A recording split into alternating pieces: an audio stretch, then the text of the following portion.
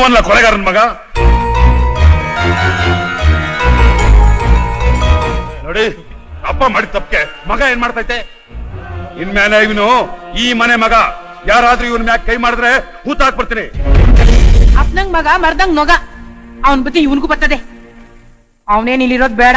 ಬೇಕಾರೆ ಯಾವ್ದಾದ್ರು ಅನಾಥಾಶ್ರಮ ಸೇರ್ಸಿ ಅಪ್ಪಯ್ಯ. ಅನಾಥಾಶ್ರಮಕ್ಕೆ ಸೇರ್ಸಕ್ಕೆ ಇವನೇನ್ ಅನಾಥನಲ್ಲ, ನಾನಿನ್ನೂ ಬದುಕಿವ್ನಿ.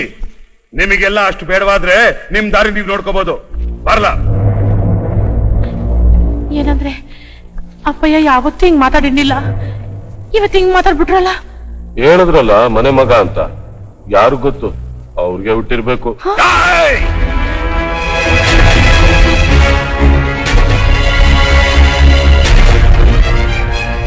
ಲೆಕ್ಕಾಚಾರ. ಈ ನಾಯಿನ ಮನೆಯಿಂದ ಆಚೆ ಕಟ್ಲ. ಹೋಗ್ಲಿ ಬಿಡಿ ಒಳಿಯ, ಏನು ಬಾಯ್ ತಪ್ಪಂದಿರ್ಬೇಕು. ಏನ ಬಾಯ್ ತಪ್ಪನ್ನ ಮನ್ಸಲ್ಲಿರೋ ತಾನೆ ಬಾಯ್ನಾಗ್ ಬರೋದು. ಈ ನೀತಿ ಕಟ್ಟು ಮಕವ ನಾ ಸಹಾಯ ಗಂಟೆ ನೋಡಕ್ ಇಷ್ಟಪಡಕ್ಕಿಲ್ಲ. ಮೊದಲು ಈ ನಾಯಿನ ಆಚೆ ಕಟ್ಟು. ಅಪ್ಪಯ್ಯ ಬ್ಯಾಡ ಅಪ್ಪಯ್ಯ ಬ್ಯಾಡ, ಅದ್ ನನ್ ಗಂಡ. ಅದೊಂದೇ ಪಾಪಕ್ಕೋಸ್ಕರ ಇನ್ನೂ ಅವನ ಜೀವ ಸಹಿತ ಉಳಿಸಿದ್ದೀನಿ. ಮೊದಲು ಅವನ ತೊಲಗ ಕೇಳು. ಅವ್ರು ಹೊಂಟೋದ್ರೆ ನಾ ಏನ್ ಮಾಡ್ಲಿ? ಅವ್ನು ನಿನ್ ಕುತ್ತಿಗೆ ಕಟ್ಟಿರೋ ತಾಣಿನ ಕಿತ್ತಾಕಿ ನನಗೆ ಲಗ್ನನೇ ಆಗಿಲ್ಲ ಅಂತ ಈ ಮನೆ ಆಗಿಟ್ಬಿಡು. ಪುಣ್ಯ ಕಟ್ಕೋತಿ. ಏನಪ್ಪಯ್ಯ ನೀನು ಈ ಸಣ್ಣ ವಿಷಯಕ್ಕೆ? ಸಣ್ಣ ವಿಷಯನ ಇವನು?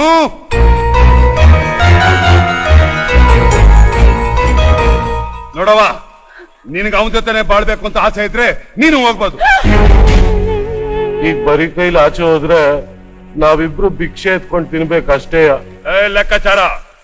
ನಮ್ಮ ವಕೀಲರನ್ನ ಕರ್ಸಿ ನನ್ನ ಆಸ್ತಿಯಾಗಿ ಅರ್ಧ ಭಾಗನ ನನ್ನ ಹಿರಿ ಮಗಳ ಹೆಸರಿಗೆ ಬರ್ತಾವ. ಆಯ್ತು ಒಳಿಯ. ಅದಕ್ ಮುಂಚೆ ಕಳ್ಸಿವ್ರನ್ನ ಆಚೆಗೆ.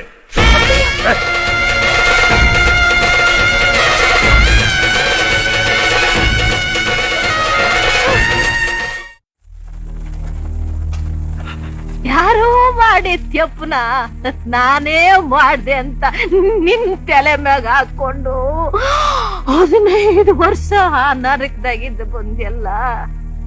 ಅಯ್ಯ ಅಯ್ಯ, ನೀನ್ ನನ್ನ ಮಗ ಅಲ್ಲ ಕಣೋ, ದ್ಯಾವ್ರು ದ್ಯಾವ್ರು ಕಣೋ. ನಾನ್ ಯಾವ ದೇವ್ರವ?